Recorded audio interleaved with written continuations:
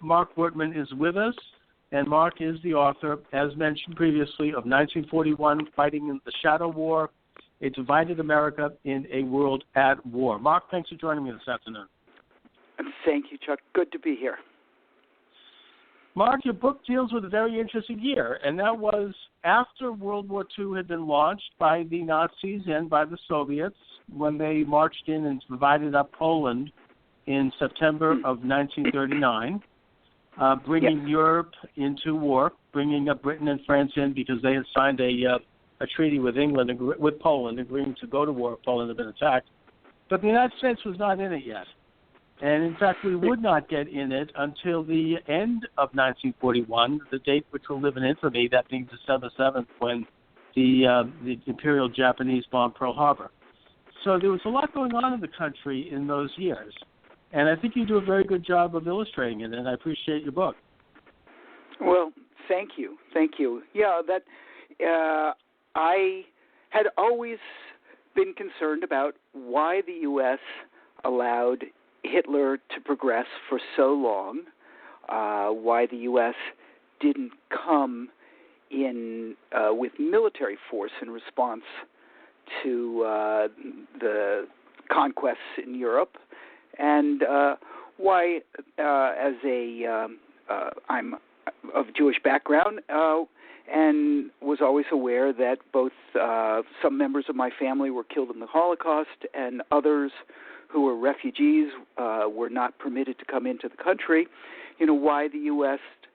did not, when news was already filtering back about atrocities, why the U.S. didn't, raise at least the moral flag.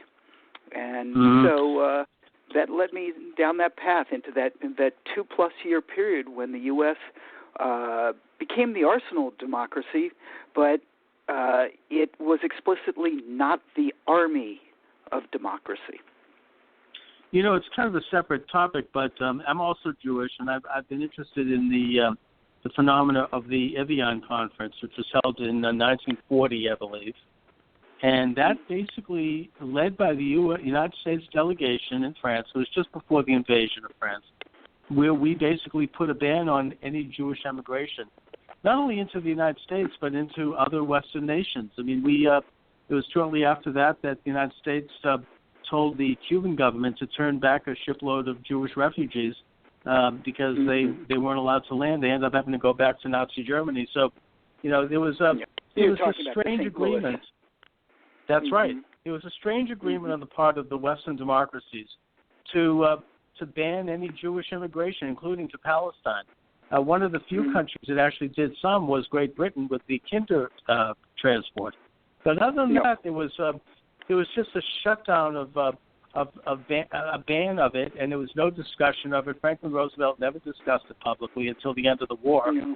And it's just a separate topic. But the issue at hand in your book is 1941, why is it that we didn't get in the war sooner? There was a major peace movement in the United States, which I learned a lot about from reading your book. And it was anti-war. It did not want to get in. It was made up.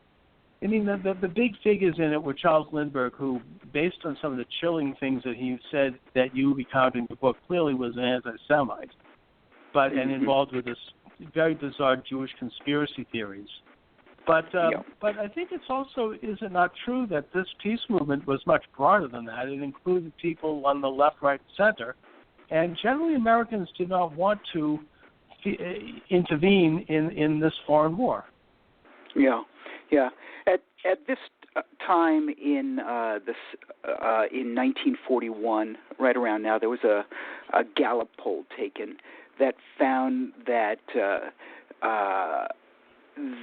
75% of the respondents said that if Great Britain fell, and at this point Great Britain was fighting on effectively alone against the Nazis, and had gone through the Blitz, its convoys were under attack, which were the essential lifeline to supplying an island nation, that if Great Britain fell, Americans by 75% felt that this would represent a serious danger to the United States. And that same poll found that more than 80% said that even at the risk of Great Britain falling, that Americans should not enter the war. You know? So there was a very broad sentiment in the country, and as you said, it was left, right, and center. On the left, right up until June 22nd, 1941, when the Germans invaded the Soviet Union, the Communist Party was strongly against American intervention in what it considered to be an imperialist war. And of course, as soon as Hitler invaded the Soviet Union, the Communist Party did a 180-degree turn and said, "This is our war. We need to come right away to the aid of the Allies." On the far right, there were people like Charles Lindbergh, who, as you mentioned, was strongly anti-Semitic. Although many of his biographers and people who study him don't actually perceive him that way. But I spent time looking at his private diaries from the period that are kept at Yale University, where his papers are. And he made in those diaries statement after statement about Jews that he saw as being an insidious force, hard to ferret out, but behind the push for the nation to go to war. And that he blamed for sabotaging his events, and claimed that they had outsized ownership and influence in the media, which all studies show that, in fact, other than ownership of the New York Times at that time, and the Hollywood movie studios, really had no significant ownership role in the media. And then you had people in this liberal center. Theodore Roosevelt Jr. figures importantly in my book. Yes. Ted Roosevelt, he was actually involved in ecumenical groups. He was very active in all kinds of civil rights movements, and very much opposed to what he saw as anti-Semitism within the anti-war movement. But he was very much an isolationist. He was the son of President Teddy Roosevelt. He was himself a hero in World War I. His knee had been badly shot up. And he got involved with America First, the organization that Charles Lindbergh became the chief spokesperson for, as did some of his siblings. And part of that was they just simply hated FDR. They hated Franklin Roosevelt. You show a real hatred between the two branches of the Roosevelts, the Oyster Bay Roosevelts and and FDR's Roosevelts, the Hyde Park, and boy, it was like personal. It was just a nasty breakdown.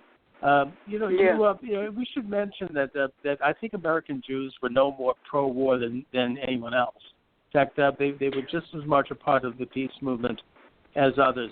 And that the people that were driving toward the war, and this is the one area where, while Lindbergh was certainly an anti-Semite and he had it wrong with Jewish conspiracies, it did seem to be something that was the purview of an elite group, kind of the top group of people.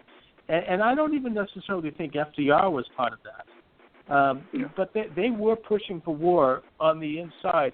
FDR's policy, on the other hand, was one that would eventually be described in 1948 against the Soviet Union as containment, maybe with a little extra mustard on it.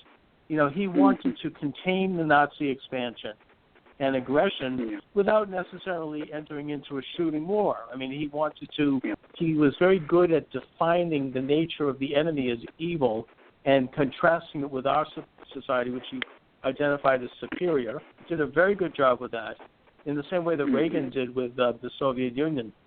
And I wonder, looking back at this, because I've always taken the conventional view that we should absolutely have gotten it right away, perhaps that policy would have been the more effective policy in terms, it may not have been as quick, but it would have saved a lot of American lives if we had just contained the Nazis and allowed them eventually to implode on their own rot, like we did with the Soviets 30 years later. Well, Well, first let's step back for a minute and actually look at what FDR was doing, because I think you sort of overstate his unwillingness to actually go to war. I think FDR acted in what he perceived to be the national interest, and also that he was a politician with his antenna up, and he understood that the American people weren't ready for war.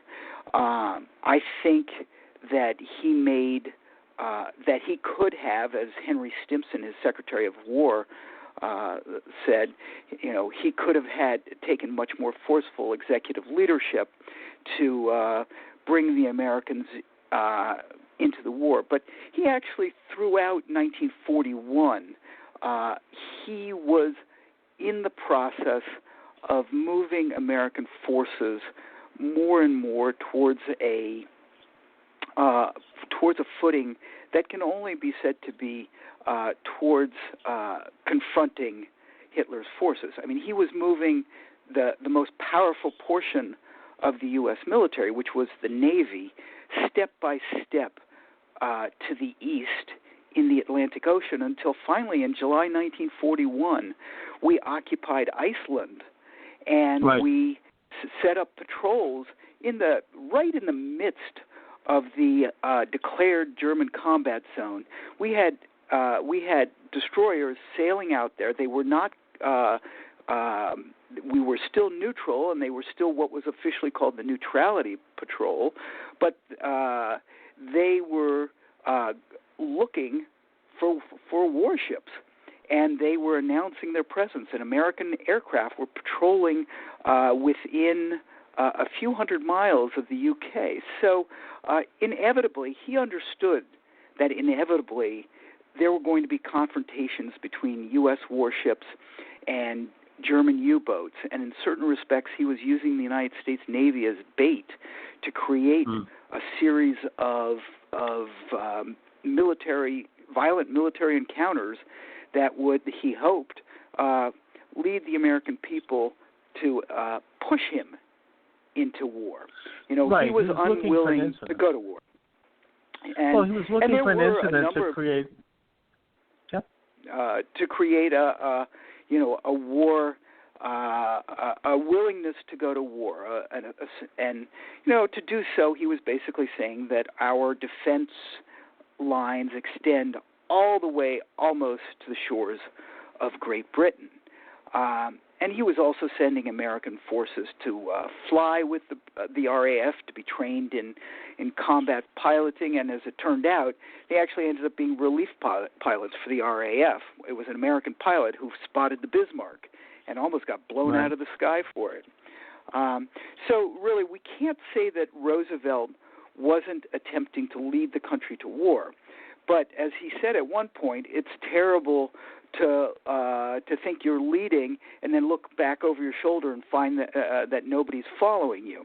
And so he understood that the American people needed something, essentially a huge spark, if they were going to go to that explosive level of total war that it would take to defeat Nazi Germany.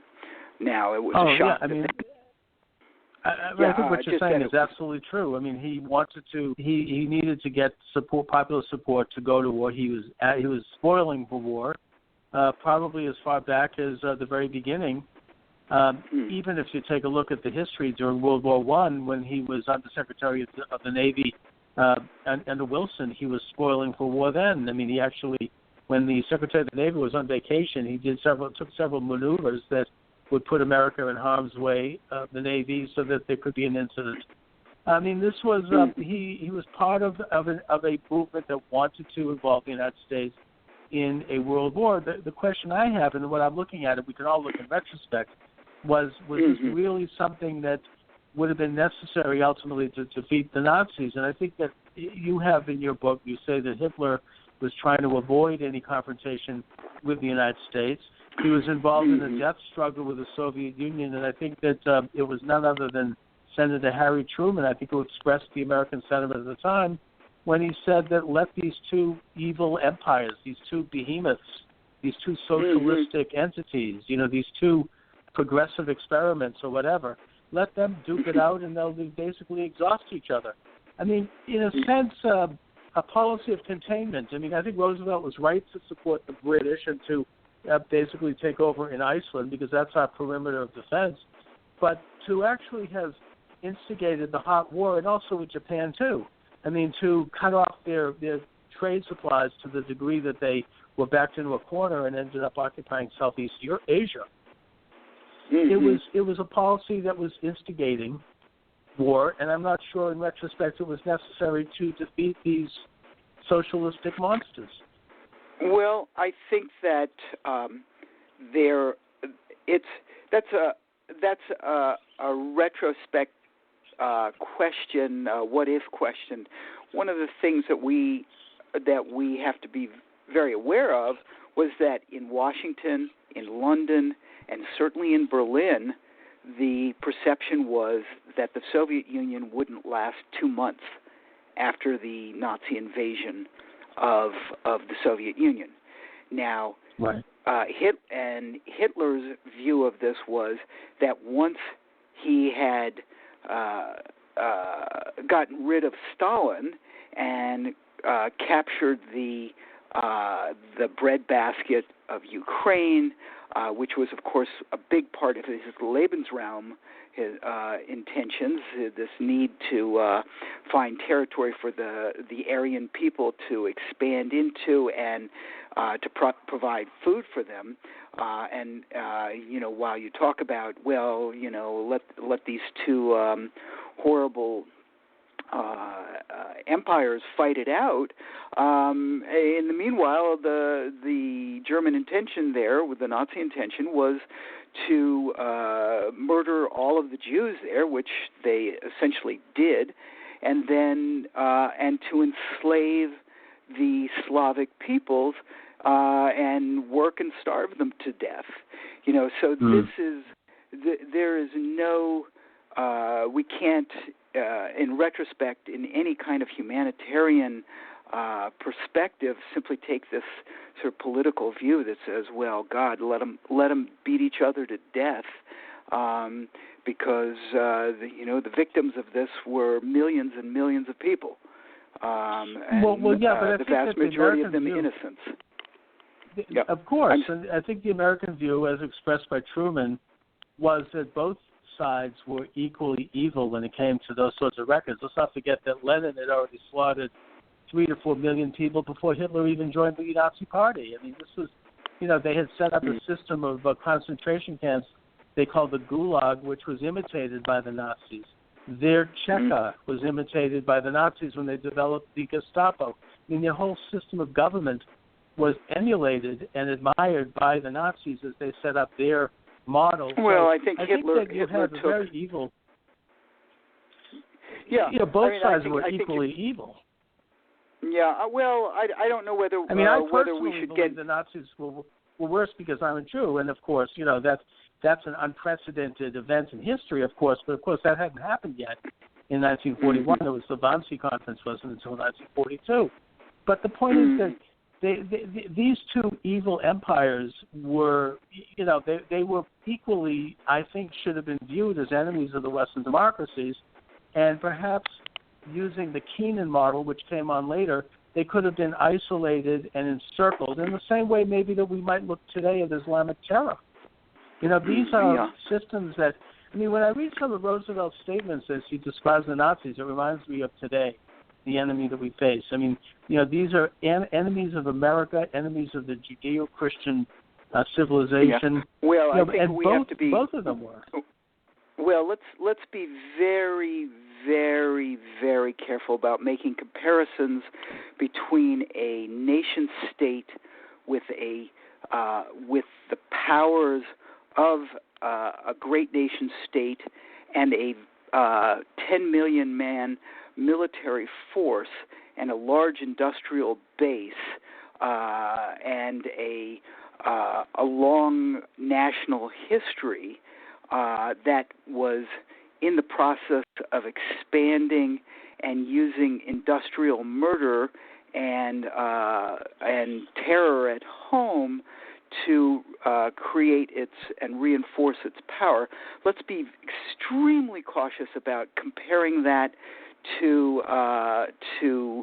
the elements of scattered elements that are largely disorganized, highly, in many cases, most cases, impoverished members of a religious faith who have no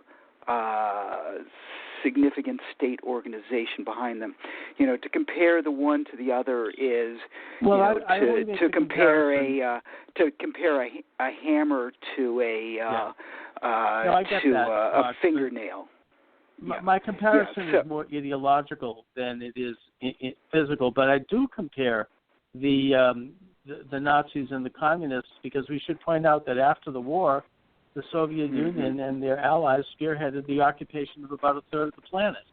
And so, we had, they were, you mentioned in the book in a very admirable way the role of Harry Hopkins as an advisor to the president, and how he created a liaison with the British, and he played a sort of an insider role in getting the parties on the same page with regard to eventually going to war.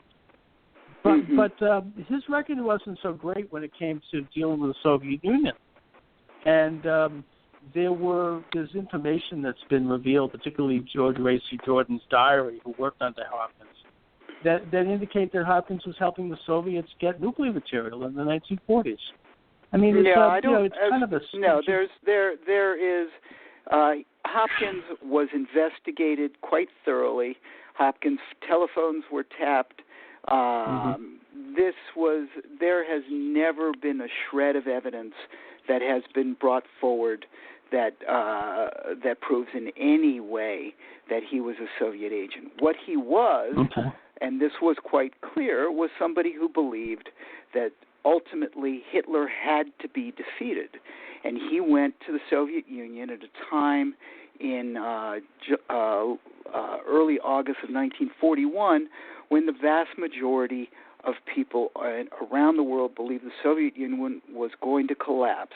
And while you talk about containing, the Soviets, containing the Nazi Germany, the reality was if the Soviet Union fell, that would have given Hitler essentially the keys to the kingdom, and that would have made it impossible for Great Britain to stand up to Hitler and the Nazis. And ultimately then we would have been faced with the potential for Hitler to have control of all of Europe, continental Europe, into the Soviet Union, including its industrial and resources, natural resources, controlling from the southern shores of the Mediterranean all the way to the Arctic Circle. And at that point, the U.S. would have been truly isolated, and Hitler would have potentially have taken the Royal Navy and the Royal Air Force, and the U.S. would have been left to fight on alone. And then you would have had the situation in which the Axis would have been invoked, and which it was in any case when the Japanese attacked Pearl Harbor, and you would have had the U.S. not just facing a two-front, two-ocean war, but facing it absolutely alone with no allies at all. In that situation, if you say, well, this would have been potentially a better outcome, well, then I think you're whistling, you're whistling in the dark and thinking that a flashlight is the sun. Well, Mark, you make very good points. No, you make a solid case that a scenario of what might have happened. I think that it's easy to say in hindsight for any of us, but to my way of thinking, both the Nazi and the communist movements were so evil and so anti-human in a way, and antithetical to basic freedoms that individuals enjoy in this country, that it would have imploded as it did in the Soviet Union without firing a shot. It would have extended itself. I mean, Russia was not going to give up, and we knew that already by the summer of 1941. And, they weren't going to be able to ultimately prevail there. I mean, that became pretty clear. Well, that's that's the perception that we've gained as the result of the deaths of 20 million Soviet or Red Army soldiers and the murder of nearly 6 million Jews, as well as countless other so-called inferior people in the territories that the Nazi forces overran. To think that that at the time that the Red Army was going to hold out was that was by no means the common viewpoint from No, but I think Henry it was actually. You mentioned in your book that generally that was the impression of several Americans who were on the inside, including Hopkins himself, who was convinced that the Soviets would be able to. This is why Hopkins was so important in this era, is because Hopkins, when he went to Moscow and met with Stalin, who presented him, here Stalin and the United States had essentially been already in a Cold War for decades. Right. And no high American official had ever met with Stalin. Here you had Harry Hopkins, the president's alter ego, coming to Moscow, and Stalin telling him, essentially giving him the keys to the kingdom as far as explaining what the Soviet military capabilities were, where its industrial bases were, what it needed in order to hold out. And this was at a point at which the Nazi army was already within 200 miles of Moscow. When Hopkins was there, Moscow was under bombardment. So Hopkins did not go there with the belief that the Soviets would simply hold out and then reverse the tide. He was going there to understand where they could possibly stand up against this fierce, experienced, well-equipped German army.